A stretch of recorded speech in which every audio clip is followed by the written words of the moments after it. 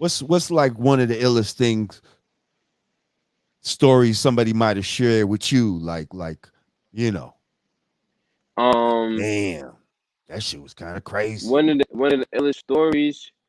I mean, it was so many stories, but I feel like when I heard that they was making like $4 million a week or some shit like that, like bringing home 5 million a week, like that just was like that blew my mind. Cause like, what the fuck can you do with $5 million a week? Like that type of shit. The numbers that I was hearing from that era, five that million did, dollars a week. yeah, A week. a week. Yeah, that shit just kind of blew Wow. my mind. Yeah, Mm. But see shit like now, go ahead, go ahead. shit like that just made me feel like, God damn, how many fiends was it to make $5 million a fucking week in one borough? And this is what was going to get into my next question. It's like, how does it feel to know that, like, to make that much money, a lot of misery had to been dealt out to make that much money Yeah. in a lot of different areas. You know what I Mhm. mean? Like it might seem fly to have all these material things, but a lot of people got fucked up over that type of shit. You know what I mean? Yeah. Yeah. Um, do you feel any way about that? Is there any kind of, you know what I mean? If I have any remorse or any type of like Well, just sentiment, any kind of just something that you I feel like, mean, damn, like I feel like I mean, it's already like no, they was we know they wasn't saints, we know they wasn't perfect, but I also feel like they gave back to the community. They put a lot of the money into the community. I'm not justifying what they was doing. Let's just get that clear. I'm not justifying. But when you put in poverty and you grow up in these hoods and these impoverished hoods, like you got to make money. You got to get it how you get it. If everybody's selling dope, if everybody's selling drugs, what are you supposed to do? You either play ball or you sold drugs. Like that was the only two options you had back then growing up. You get what I'm saying? So if I'm not gonna play ball, I'm gonna get some money to feed my family. Like, what do you want me to do? I didn't grow up with a silver spoon in my mouth. I didn't grow up with a rich father or a rich grandfather. I didn't grow up being able to go to private school. Like, not speaking about me, I'm talking about them. Like they wasn't mhm. able, they wasn't afforded the shit that I was afforded. My mother worked her ass off, made 160,000 a year to put me in private school. They didn't have parents like that. Their parents was on drugs or on welfare. So how are they supposed to? What are they supposed to do to eat? If they friends is selling drugs, they gonna go do what they friends is doing. You get what I'm saying? So I mean, that's just the circumstance that you in growing up in those neighborhoods. Like I mean, I really don't feel like they had any other options. You either gonna play ball or you gonna sell drugs. Like there's no other options. Let me tell you, and we might have used like the Supreme team because we knew that a lot of them had knowledge of self. The Hmm. fact that they was the Supreme, his name was Supreme. Like They was you all don't God just have bodies. you don't have a name like that without having knowledge of self. So I'm gonna be quite honest.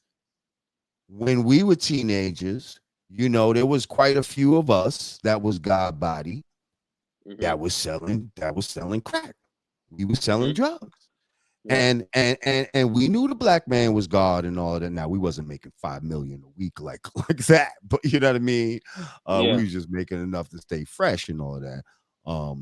But we used to tell ourselves, listen, you know, somebody gonna sell it. Like they gonna buy it from somebody. It might as well be us. Like you know what I Yeah. mean. Like that was the justification that we Hmm. would tell ourselves. Um, you know. And then we was like, and if we God, then we might as well do it better than them. Like, you know what I mean? Like better than the Yeah. 85s. Like, you know what I mean? Yeah. So that was some whole next way of trying to justify our negativity. You know what I mean? Hmm. But at the end of the Hmm. day, it was still negativity.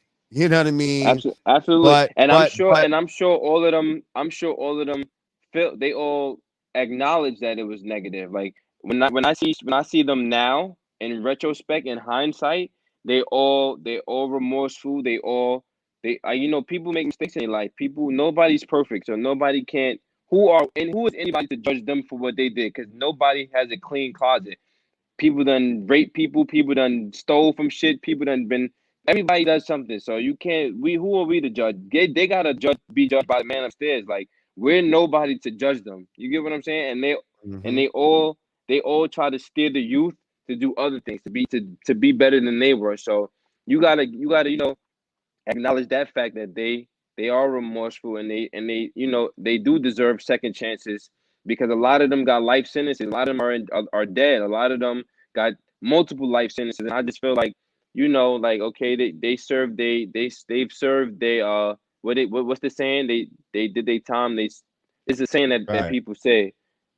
I forgot the saying, but Yeah, they did their time to, yeah, I forgot the saying, but society or whatever they yeah, came. they pay Oh, their they debt did to the society. crime, they did their Yeah, time. Yeah, no, pay they their pay their debt to debt to society. society. Yeah, yeah, they pay their debt to society. So like, they deserve another chance. Like, there's no reason that my dad should have 3 life sentences.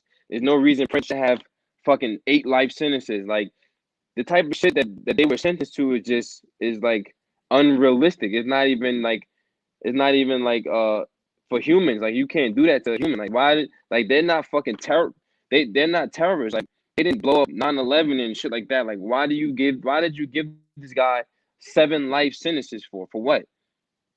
Well, what's going on with with your father's case right now? Bring us up to speed. What exactly is I going on? mean, I mean, I really don't know the ins and outs and the particulars of it. Me and him really don't, like, he's one of those people, like, he wants his business under wraps. Like, he doesn't let anybody get into the intricate details of what's going on with his case and nothing like that. So I don't want to speak on that, because I don't want to say something that's not authentic or out of line, or something that he wouldn't want me to speak on. But he's a smart man. He's really a really smart man. So I feel like whatever is going on, I feel like you know it definitely pan itself out, and